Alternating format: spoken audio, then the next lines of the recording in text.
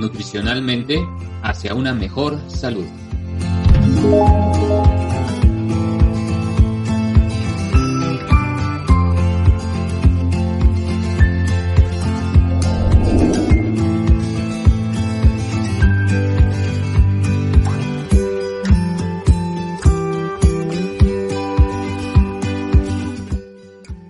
Disrumpiendo nutricionalmente hacia una mejor salud.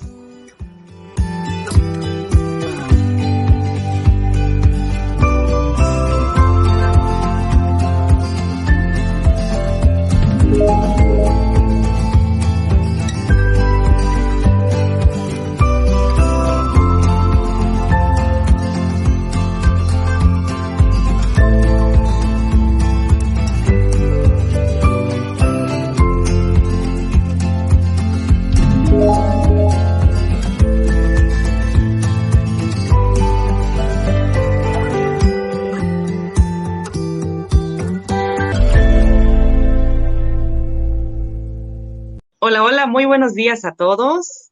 Bienvenidos a la NutriCharla, ya el 5º episodio de esta tercera temporada. Estamos muy emocionados de recibirlos. Y bueno, les saluda la nutrióloga Itzel Morales y para mí es un verdadero gusto presentarles a nuestra invitada del día de hoy. Ella es la licenciada en nutrición Ana Elena Pérez y quiero comentarles un poquito también de su trayectoria porque es muy interesante, sobre todo en la cuestión clínica. El expertise y la trayectoria que tiene como educadora en diabetes y también como nutrióloga renal, además de conferencista, pues bueno, es un gusto tenerla aquí y sobre todo para hablar de un tema que forma parte de su expertise, como ya lo comento, que es la nutrición en la enfermedad renal crónica. Ese tema tan complejo pero tan interesante también y el tema es porque al final los nutriólogos tenemos mucho que aportar en esta área. Pero bueno, primero que nada, maestra, un gusto que esté aquí. ¿Cómo se encuentra? ¿Cómo ha estado? Hola Itzel, muchas gracias por la invitación. Pues muy contenta de acompañarlos. Como bien dices, bueno, esto de compartir temas diversos de nutrición, pues es algo que me gusta mucho, lo disfruto y bueno, pues lista para compartir también con ustedes. Perfecto, entonces, maestra, pues sin más preámbulos vamos a comenzar. Escuchándola, un gusto como siempre. Bien, sería interesante conocer de inicio algunas generalidades o algunas cuestiones básicas, como podríamos hablar desde luego desde la definición. ¿Qué es enfermedad renal crónica?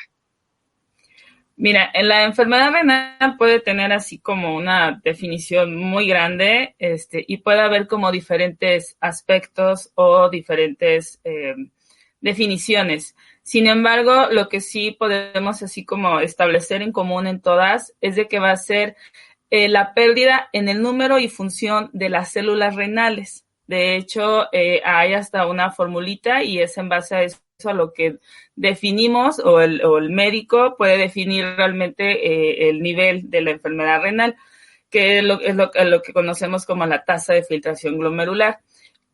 Pero aquí tenemos dos tipos, ¿no? Tenemos la enfermedad renal aguda y la enfermedad renal crónica. Entonces, para definir o para establecer que esta pérdida en la funcionalidad renal nos está llevando a un momento crónico, es el tiempo. Es cuando ya tenemos más de 3 meses con esta complicación, es en donde ya podemos establecer si el paciente solamente está en una etapa aguda o ya en una etapa crónica. Porque también una característica es que nos lleva a un fallo terminal, o sea, es un fallo completo en la funcionalidad de las células renales. Claro que sí, ahí vemos entonces, de acuerdo a lo que comenta la parte de los grados, ¿no?, de la enfermedad renal, cómo es que, de acuerdo precisamente a la tasa del filtrado glomerular, vamos a poder establecer en qué grado se encuentra el paciente. Y como lo comenta perfectamente, maestra, ya en grados mucho más avanzados resulta más complejo la cuestión nutricional. Sí, exactamente. De hecho, bueno, pues tenemos 5 estadios y ya desde el estadio 1 al 4, eso es lo que podemos conocer como prediálisis, porque normalmente aquí no van a necesitar una terapia sustitutiva. Entonces, cuando ya estamos en el estadio 5, normalmente ya se hace uso de la diálisis o hemodiálisis para poder suplir la funcionalidad excretora que tenía nuestro riñón. Y entonces, en la etapa de prediálisis van a ser unas características y ya en el estadio 5 o ya en la etapa de terapia sustitutiva, la alimentación tiene otras características. Sí, eso es algo también muy importante porque muchas veces el paciente ya con enfermedad renal, pues no se imagina la importancia que tiene la nutrición en su tratamiento. Muchas veces únicamente las indicaciones médicas o su tratamiento como tal farmacológico, pero no se imagina esta magnitud que tiene la nutrición en sí. ¿Cuál considera en general la importancia de la nutrición, maestra, en estos pacientes? Mira, podemos clasificarlos en grupos etarios. Por ejemplo, en los niños o en la parte pediátrica, pues es asegurar o mantener un crecimiento y un desarrollo lo más adecuado posible. Ajá, entonces, en esta parte de la alimentación buscamos que nos permita que el niño pues alcance una talla o alcance un peso sano en la medida de lo posible, ¿no? Ya que sí se ve muy afectado, sobre todo esta parte del estirón de la talla, ¿no? En cuanto al crecimiento. Y ya en los adultos, pues lo que estamos como uno de los objetivos principales, pues es llevar al paciente también a que evite entrar en una malnutrición, porque de por sí la enfermedad misma pues trae consecuencias a muy diferentes órganos, ¿no? Entonces también la alimentación nos tiene que permitir evitar que esta malnutrición se presente debido a que hay muchas restricciones de alimentos, o más bien de nutrientes. Entonces, al haber tanta restricción, de repente se vuelve muy compleja el decir, bueno, voy a llevar una alimentación adecuada, y entonces ahí donde podemos caer precisamente en esta malnutrición. Exactamente, ahí de iba igual, que suele ser un tratamiento pues ciertamente estricto dependiendo del estadio en el que se encuentra el paciente, y eso dificulta sobre todo porque bueno, ya los pacientes tienen algunos hábitos arraigados, algunas situaciones difíciles de cambiar. Y aquí alguna estrategia como tal, maestra, para que los pacientes comprendan esta situación, que es importante y que no debemos de tomar a la ligera como tal su alimentación, porque muchas veces sí se exceden, dicen, pues un poquito más de tal porción, y sobre todo son alimentos a lo mejor críticos en su alimentación y no lo toman en cuenta. Sí, es que se busca que la máquina de diálisis o la máquina de hemodiálisis o la bolsa de diálisis pues suplan, decíamos, esa función excretora. Sin embargo, no alcanzan a suplir al 100% la función que normalmente tiene un riñón en el cuerpo, ¿no? O sea, la parte endocrina, la parte metabólica. Entonces, ahí en donde la alimentación se vuelve compleja, según lo queramos ver, o sencilla, ¿no? Hoy, por ejemplo, hoy en día mucho de lo que se está buscando es ofrecer tal cual preparaciones de platillos, presentaciones de recetas que muestren esa cuestión particular y novedosa en cuestión de sabores, de colores, que llamen la atención, para que entonces nos demos cuenta de que, bueno, si tengo tales tipos de alimentos, ¿no? Así como digamos la palabra permitidos, o que sí entran dentro de mi alimentación habitual, bueno, entonces tengo que buscar la forma de cómo presentarlos para que utilicemos todos nuestros sentidos, que de forma natural lo hacemos, ¿no? Un alimento nos llama la atención por cómo huele, por cómo se ve y por cómo sabe. Entonces, al momento de que restringimos, por ejemplo, la sal, pues entramos en crisis, ¿no? De que, bueno, ¿ahora qué voy a hacer cuando ya solamente debo usar cierta cantidad de sal, ¿no? Entonces, es más bien, hoy en día, y creo que todos los que estamos en la parte renal estamos explotando precisamente esta parte de presentar platillos que llamen la atención y que ya cuando los prueba el paciente, pues se da cuenta que realmente no es tan difícil, ¿no? Solamente es como tener esta apertura de idea. Tú sabes que todos tenemos un momento de aceptación de la enfermedad, entonces es como llegar a este momento en donde, ok, esto es lo que tengo y lo voy a sacar el máximo provecho, ¿no? Sí, es todo un proceso, la verdad, con los pacientes sí se dificulta, pero bueno, con este tipo de estrategias suele darse un poquito más la calidad de vida, sobre todo que es también una de las cuestiones que se busca. Y de aquí, maestra, vemos que entonces estos pacientes, pues básicamente la enfermedad renal casi nunca viene sola, a menos, bueno, que tenga algún antecedente ya como tal genético y demás, o toxicológico como tal, pero casi siempre viene con comorbilidades propias, diabetes, la hipertensión, ¿no? Vienen como juntas al final. Y todo eso también dificulta el tratamiento nutricional en este sentido. De ahí, ¿cuáles nutrientes son más críticos o cuáles podríamos considerar que debemos de cuidar con mayor cautela para evitar alguna exacerbación de las múltiples patologías o en sí de la patología base? Sí, de hecho, se ha visto, por ejemplo, si hacen, porque algunos estudios muestran, por ejemplo, que en las salas de hemodiálisis de 4 a 5 de cada 10 tienen diabetes. Entonces, por ejemplo, la diabetes va a ser una enfermedad que va a acompañar mucho a este perfil de pacientes, ¿no? Entonces, ahí todavía tenemos más cosas sobre qué hablar. Pero bueno, específicamente tenemos, por un lado, la relación calcio-fósforo, ¿verdad?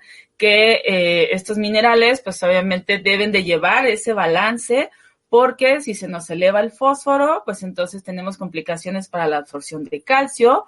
Esto nos puede llevar a un hiperparatiroidismo secundario. Esto también hace que el calcio ya no se absorba en los huesos y entonces se empieza a diversificar en otros órganos y tejidos del cuerpo, causándole pues obviamente complicaciones al paciente, sobre todo de tipo cardiovascular.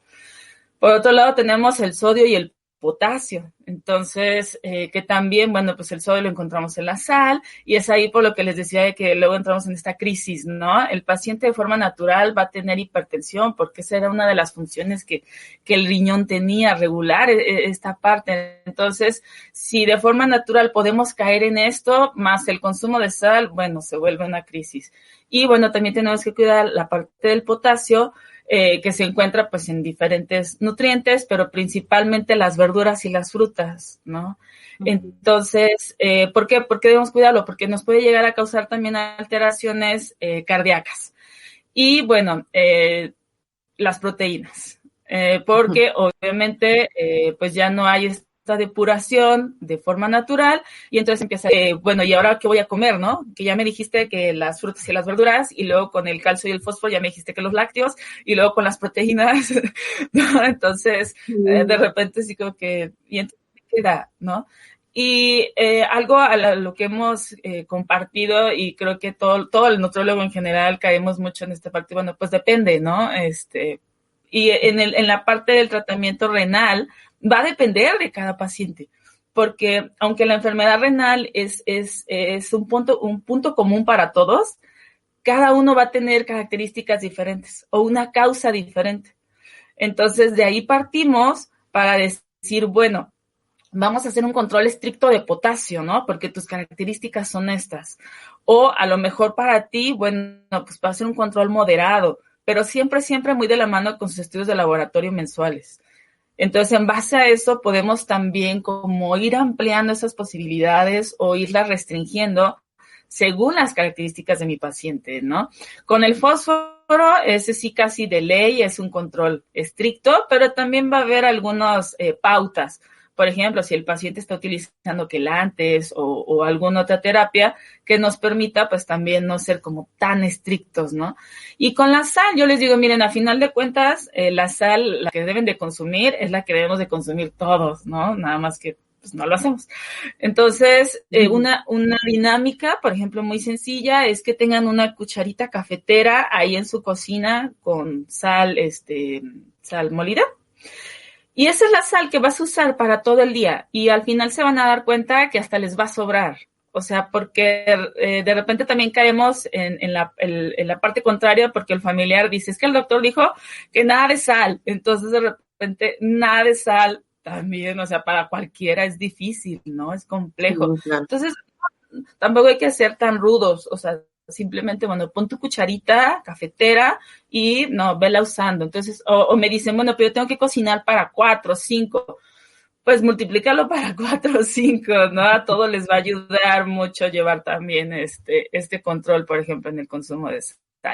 Y bueno, con las proteínas, pues también va a ser dependiendo su peso, dependiendo si está incluso en hemodiálisis o en diálisis peritoneal, también aquí va a cambiar. Uh-huh. Entonces, por eso sí el paciente renal debe buscar al nutriólogo, debe de acercarse a nosotros, pero luego muchos pacientes dicen, es que me da miedo porque es la muchachita que me dice que no a todo, ¿no? Entonces, pues, que no tengan miedo, o sea, a final de cuentas solo es buscar el control y que sí se puede lograr y que a lo mejor al principio nos vemos muy seguido, pero ya conforme ellos vayan llegando precisamente a ese control de educación alimentaria, pues ya tal vez las visitas van a ser más ocasionales, ¿no? Como ir al nefrólogo, no van cada mes, no van cada 2 semanas, van cada 3 meses. Entonces, es lo mismo, buscar también ese control alimentario para que entonces, pues como tú decías, buscar esa calidad de vida y alargar ese tiempo lo más que se pueda, porque a lo mejor está buscando un trasplante o porque simplemente pues quiere vivir la vida con su familia, ¿no? Claro que sí, todos esos son factores que debemos de considerar de este lado también, porque es muy común, como comentaba maestra, que llegan los pacientes ciertamente confundidos, a lo mejor de la consulta médica a nuestra consulta, de ya me quitaron absolutamente todo, ¿no? Me dijeron que no comiera carne, que no comiera incluso algunas verduras, frutas, están muy satanizadas probablemente, que quitara absolutamente toda la sal, el agua también representa ahí un factor difícil para ellos y llegan con esas cuestiones a lo mejor un poquito confundidos y es una de las partes importantes como nutriólogos en este sentido, tratar de desmentir o tratar de establecer lo que realmente le toca. Y de ahí viene algo bien interesante, maestra, que son los laboratorios, ¿verdad? De ahí podríamos tomar decisiones a partir de eso. Sí, exactamente. O sea, un paciente renal debe de casi traer así en su folder siempre todos sus estudios de laboratorio, lo más actualizados posible. La ventaja, por ejemplo, los que están en instancias de salud, como un IMSS, un ISSSTE, es de que pues ahí de forma protocolaria siempre los tienen. Y en las clínicas particulares también, solamente que ahí ellos no siempre tienen el acceso, ¿no? Pero es algo que ellos también deben de pedir, o sea, y si los piden, se los dan. Entonces, en base a eso, pues vamos a ver, ellos tienen que ver cómo están esos niveles de potasio, de fósforo en sangre, que a veces la misma sintomatología nos lo dice, pero tú sabes que no todos van a tener esas características, ¿no? Es como con la presión arterial. Hay gente que llega a 180 y anda fresco como lechuga. Entonces, también por eso es importante ver esta parte de los estudios, ¿no? Porque a lo mejor no trae ningún signo, pero sí pudiera empezar a elevar un poquito los rangos de fósforo, por ejemplo, que es el que más lata les da con la comezón, los granitos, los ojos, cómo se enrojecen, ¿no? Y, por ejemplo, el potasio ya necesita estar muy alterado para que entonces tengan algún síntoma o signo. Entonces, sí, tenemos que buscar, y sobre todo, bueno, urea, creatinina, estar revisando hemoglobina, hematócrito. Entonces, todos esos niveles, pues es importante tenerlos siempre a la mano, para en base a eso, pues también establecer cuál va a ser nuestro objetivo nutrimental, ¿no? Y que cada vez que el paciente vaya a la consulta, puede ser que cambie. Así es. Sí, de aquí deriva igual que esa intención de priorizar que también no pierda tanta masa muscular por estas cuestiones que también se vienen presentando, el proceso inflamatorio, el desgaste energético proteico, que al final pues sí trae otros problemas a nivel nutricional. Sobre todo si vemos a muchos pacientes ya en estadios avanzados con un grado de desnutrición importante. Sí, y sobre todo muchas veces es porque no tenemos como bien la orientación, ¿no? De realmente qué es lo que debemos de consumir, o que muchas veces también ya por educación, me pasa sobre todo con los jóvenes, que de repente no tenemos como el hábito, ¿no? De comer de forma balanceada, ciertas frutas, ciertas verduras. Entonces, también puede haber ahí como cierta conflicto, ¿no? De que, bueno, es que ahora tú me dices que tengo que comer tanta cantidad de proteína o tanta cantidad de cierta fruta. Y entonces, como no es algo que yo tenía dentro de mis hábitos, pues mejor dejo de comer, ¿no?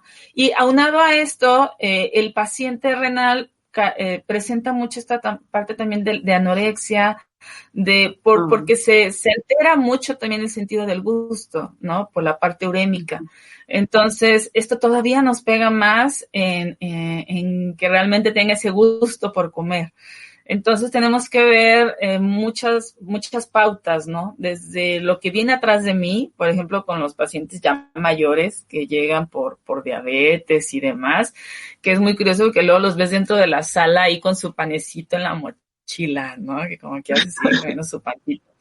Entonces tú dices, bueno, o sea, están ahí escondiditos, ¿no? O sea, tienes que ver todavía todo lo que hay atrás y que el paciente no quiere soltar esos hábitos que ya tiene, y entonces luego viene esta crisis, ¿no? Entre el familiar y el paciente en lo que debe comer, porque es lo ideal para él, y entre lo que él quiere comer, ¿no? Porque también en base a cómo se siente, a lo que percibe, pues es lo que él va a pensar o va a creer que es lo mejor para él. De acuerdo, sí, maestra. Y en este caso, bueno, en base a su experiencia como tal de tratamiento a pacientes con esta patología y bueno, con otras comorbilidades, como ya habíamos comentado, ¿qué aspectos considera importantes considerar de inicio como nutriólogos para el tratamiento? Porque muchas veces decimos, bueno, cualquier paciente con enfermedad renal es sencillo de tratar o algo, es muy complejo, ¿no? Todos, como decía usted, dependería de cómo está el paciente en cada situación, pero asimismo, ¿qué consejo podría ofrecernos a los profesionales en este caso? Pues siempre de primera instancia, indagar mucho sobre todo lo que hay atrás del paciente, ¿no? Ya vimos no solamente la enfermedad o la situación actual que hoy me está declarando o destacando o iniciando en esta parte renal, ver toda la historia atrás, ¿no? Si tuvo hipertensión. Algo, por ejemplo, que pasa con los pacientes jóvenes es de que la mayoría vas a ver en el diagnóstico hipoplasia renal, ¿no? O sea, quiere decir que no sabemos qué fue.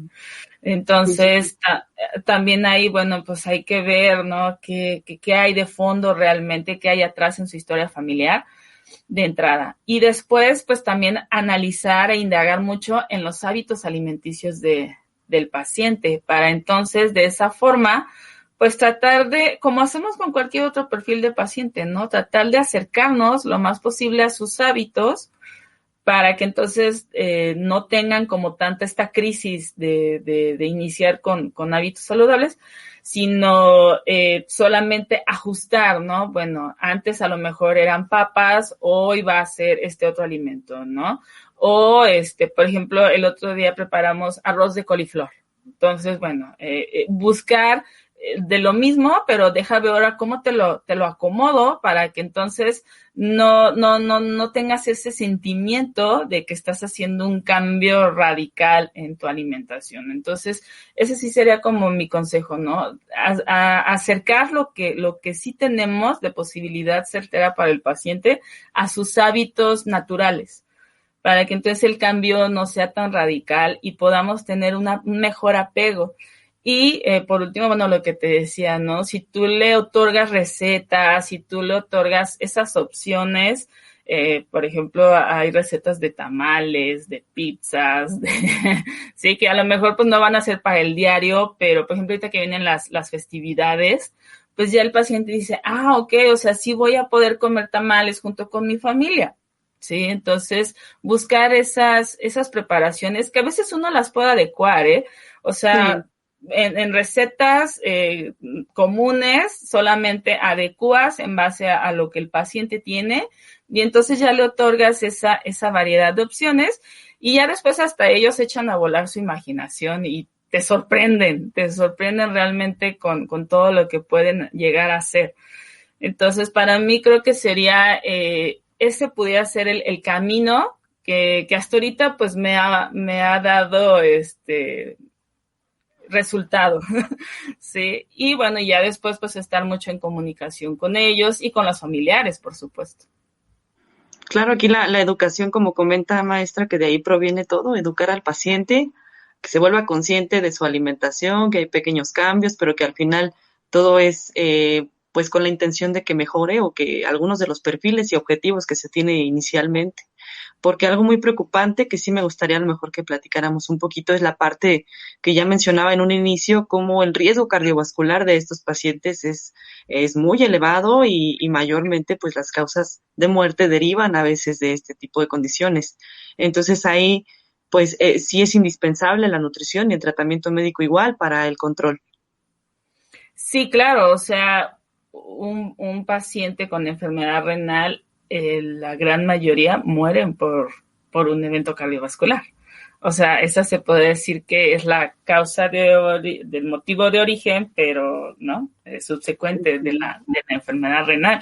Entonces, por supuesto que de ahí pues deriva que tengamos que cuidar también el consumo de grasas, incluso de los azúcares, las proteínas que sean de buena calidad y sobre todo asegurar que el paciente cumpla con su terapia, porque a veces también no les da gana y no van a la sesión, ¿no? O lo que te decía desde el principio, asumimos que la máquina va a funcionar como si fuera mi riñón y entonces yo me alimento de la forma que yo quiera, ¿no? Entonces, también mantener esa constancia tanto en sus sesiones de hemodiálisis como en la parte de la diálisis peritoneal, también nos va a es relevante en el tratamiento del paciente, o sea, y aunado a eso, bueno, pues su terapia farmacológica. Entonces siempre les digo, no la dejen, no olviden su pastillita, todo es necesario, todo es importante y cualquier alteración pues siempre ir muy de la mano con el especialista, ¿no? Nosotros también tenemos que estar siempre cercanos al nefrólogo por todas las características o particularidades que tenga el paciente. Pero sí, o sea, va a ser muy importante cuidar entonces alimentación, cuidar sus sesiones de tratamiento sustitutivo y cuidar el tratamiento farmacológico para que entonces el riesgo, pues al menos mantenerlo controlado, ¿sí? Que sabemos que está ahí latente, o sea, no, eso no lo podemos quitar, pero entonces siempre es, bueno, lo tengo bajo control, lo tengo estable, ¿no? Exactamente, tener esos 3 pilares es lo que verdaderamente haría la diferencia ya en los pacientes. Y bueno, maestra, pues la verdad es que es una charla muy amena, siempre un gusto escucharla con todo lo que nos puede aportar en general de conocimiento. Es un tema, como ya decíamos en un inicio, muy amplio, que verdaderamente pues ocupa días y días de estar hablando de tal, pero bueno, en esta es una probadita básicamente de lo que conlleva la nutrición en esta área. Agradecerle muchísimo por aceptar la invitación, estar aquí con nosotros. ¿Algún comentario para finalizar, maestra? No, pues nada más, pues muchas gracias por la invitación de nuevo, y bueno, pues eso, que como nutriólogos, pues nos acerquemos mucho al paciente, no solamente como nutriólogos, sino también como personas, y pues por el otro lado, pues que el paciente también se acerque sin ese miedo, ¿no? De control y de restricción, porque siempre se va a buscar, pues ese balance. Siempre tratar de buscar el balance, no ser ni muy buenos, muy blandos, ni tampoco muy restrictivos, ¿no? Tratar de tener ese balance, creo que nada más. Muchas gracias.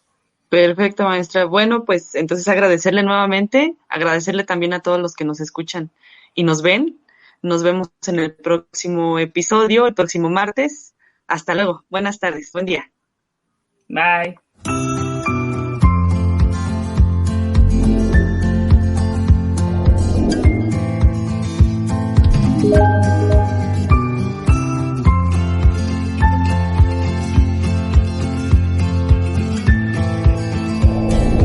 Disrumpiendo nutricionalmente hacia una mejor salud.